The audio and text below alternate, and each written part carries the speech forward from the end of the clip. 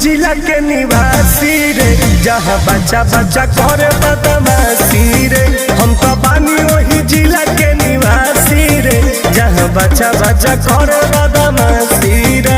अरे गोली बंदूक से खेलिया रोज नटराऊ देखा के गड़ासी रे। हम तो बानी वही जिला के निवासी रे, जहाँ बच्चा बच्चा करे बदमाशी रे। हम तो बानी वही जिला के निवासी रे, जहाँ बच्चा बच्चा करे बदमाशी।